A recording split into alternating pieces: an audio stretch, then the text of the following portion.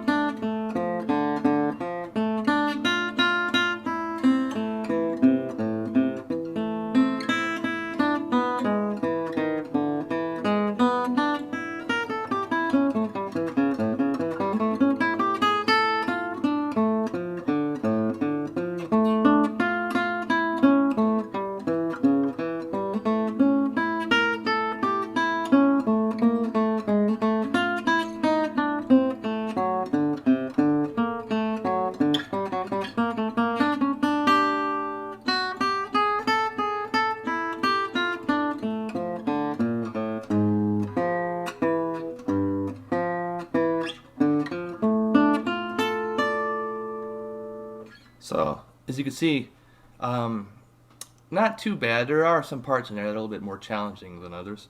Notably the triplet figure. Very, very challenging when you're moving along at quarter note equals 200, which is what the tempo indicated on the sheet music is. So, the thing I like to do is utilize some hammer-on and pull-offs during that. You can come down and grab that low A here, or just play open. You can go. That kind of helps you to put that open string in there. Or you can hammer on this G to the A.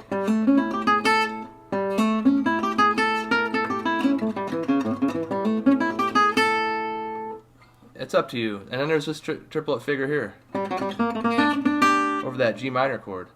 You can either play with your pinky and ring finger, to start it out, or you can do Django style and go. It's up to you, So here, what I'll do now is I'll play it at 120 or so. Give you guys something, something to work with. 1, 2, 3, 1, 2, 3.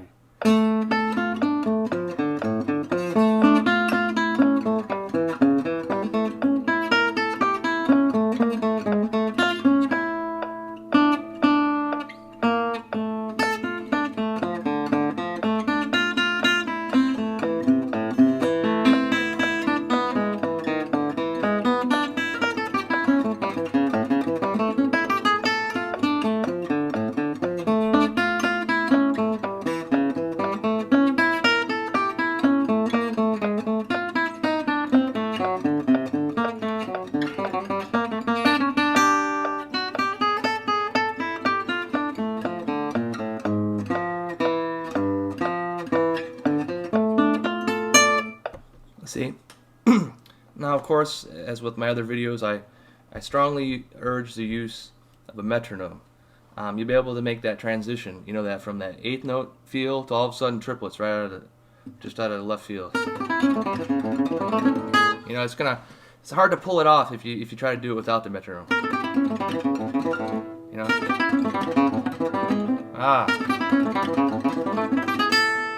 See? If you're moving along in 8th notes and just making that transition, if you use a metronome, it's a little bit easier to practice.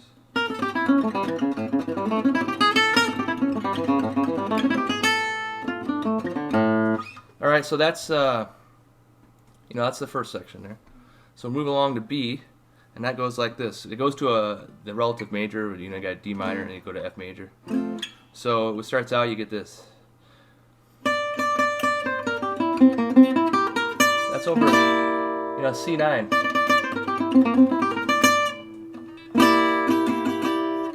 So then it's going to go to F, because, you know, C7 usually goes to a chord or fourth higher. And that's like it's F with the, you know, and the D in it. See how I did that? I'll play it again slow.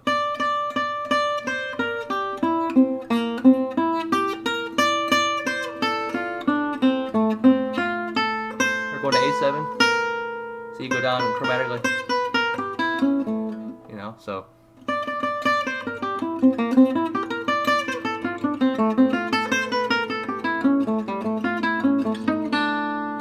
And this part here should seem familiar. You know, in section A. So, coming down. I remember how that goes.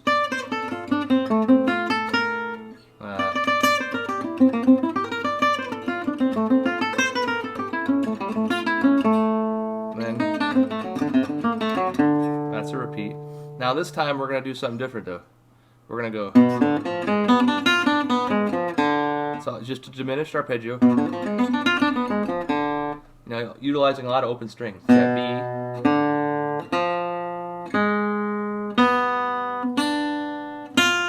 And just go back down.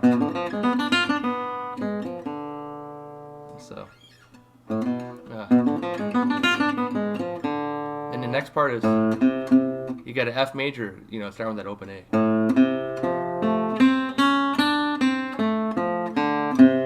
See if you can get that together. And then you got like a, you know, like a G7 little. Then that's F, B, D, and then A. Just a G9. And G9. So I'll play back.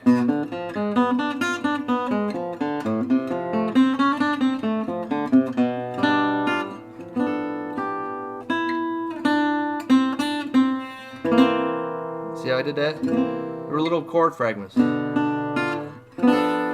Notes to emphasize. That D, F. Then you get, it goes back to, does that same figure from earlier.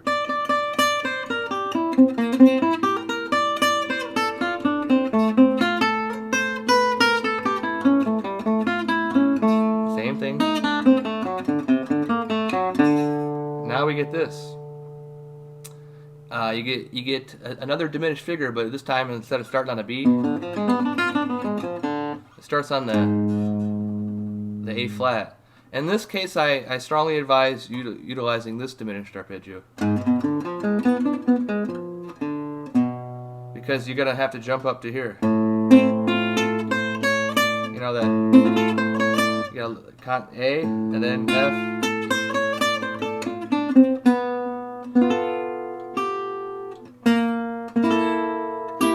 All that was B, F, A, G, you know, G9, and then, you know, like C13, B, E, A, G, and then F major, you know, with the C in a bit. You can grab that F if you want. So, you know, playing the whole thing, you can see in this waltz there's a lot of repetition even within the waltz. So.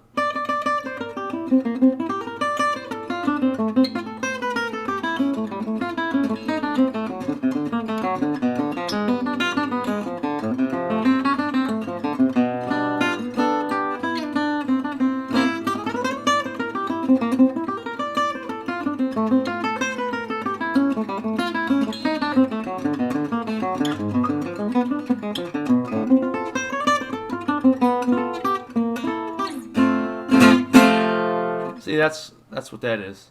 I'll try it at 120 again. 3, 1, 2, 3. Oh, that's too slow. There it is.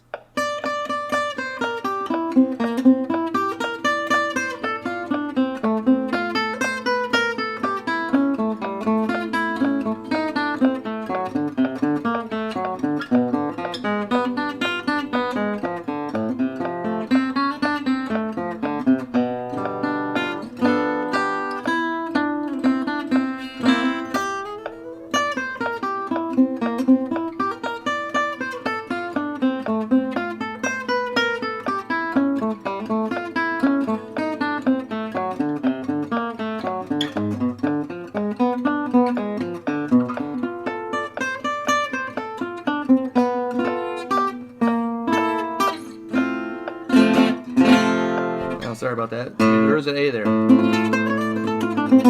can either let it ring or you can hit it somehow. Stop it. The note is from A to the F. Or the A. Yeah.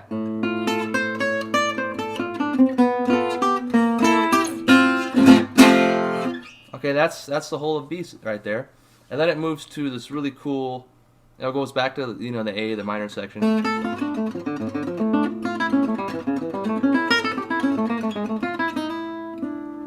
Whatever.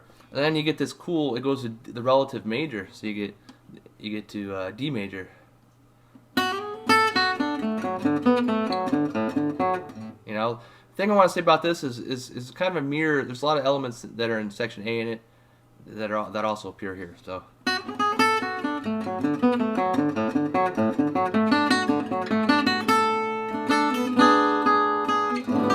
Okay, all those chords were just A, D, A. That's B, D, G sharp, E7 otherwise known as. And then you get an E minor chord, so it's kind of neat. When I used to play this out, I played this at Django Fest. What is it? Django Fest in California. I don't know, a couple years ago. I kind of slowed that section down. I was like, and when I got to that top part, I went.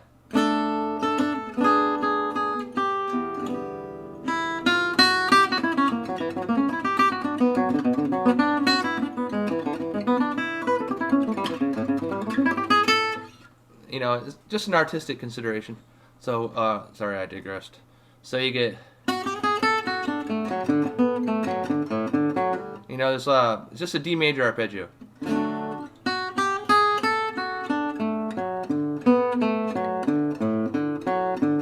As you can see, there's a lot of sequencing in the arpeggio. I'll just shut up and play it now.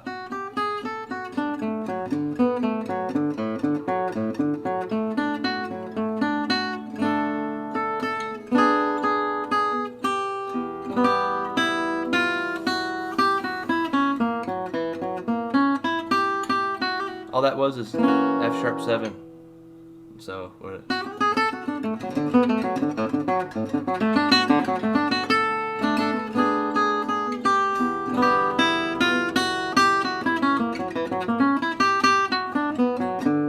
That's B minor.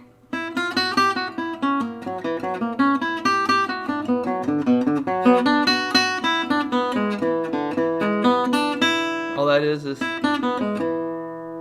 E7 again. You can see in this tune there's a lot of just movements, cycle of fourths, chords going to a fourth higher. So where was I at?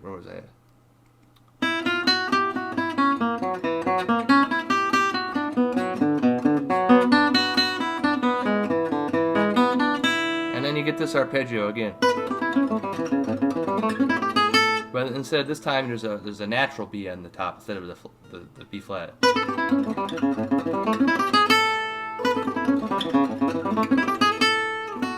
And it goes back to that, that figure again.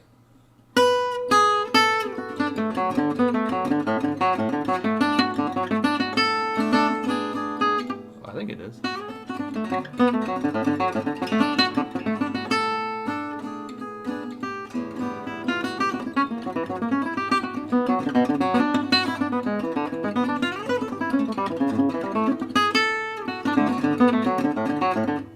That's where it changed.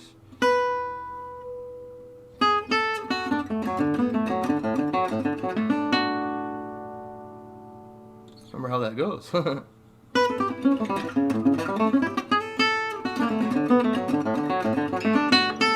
There we go. All that was is just diminished chord. You can see the pattern. A little trill there. And then you get this. And that's weird because that's a B flat, B flat chord. B flat 7. Yeah. Yeah, and the harmony here in the end is kind of cool, but.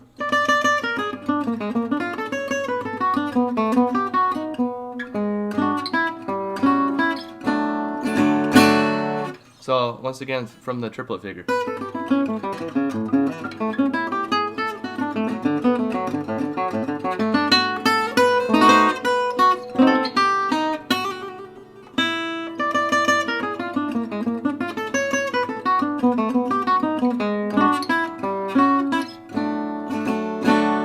See, there's a lot to this waltz, but you can get it together, it sounds really great.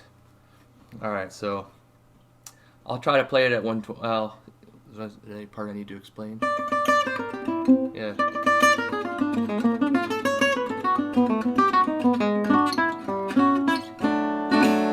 And for the ending, yeah, I should say, the ending, all they do is they just tag that figure starting at B flat.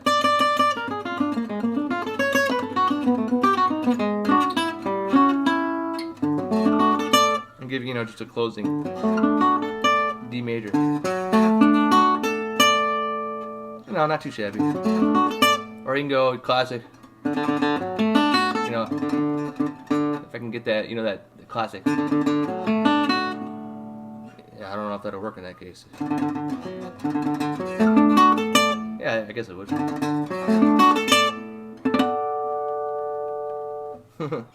Alright, so I'll try this. This is section C. I never say C section. That's kind of gross.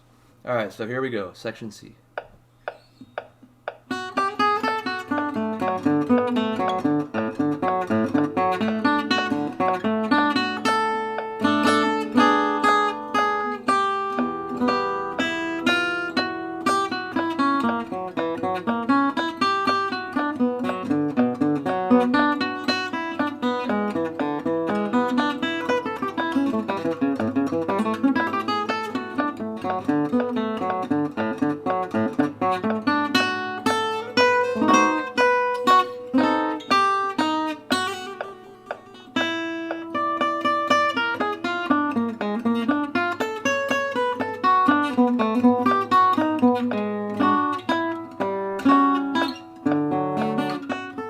See, that's it.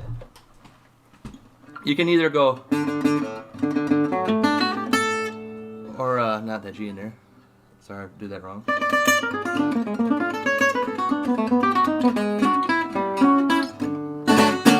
That's probably a better option there.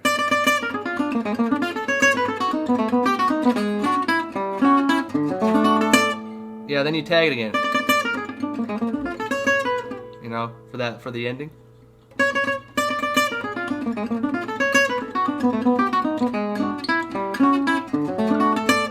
Now you can even go, it's up to you. That was just a quick A7 to D. I'll leave it up to you. So that is the tune. That one's a beautiful waltz. You can see there's a lot to memorize, but even there's a lot of repetition within the each section. So hopefully I'm at some Gypsy Jazz jams in the future, and you guys are playing that waltz. Thank you very much.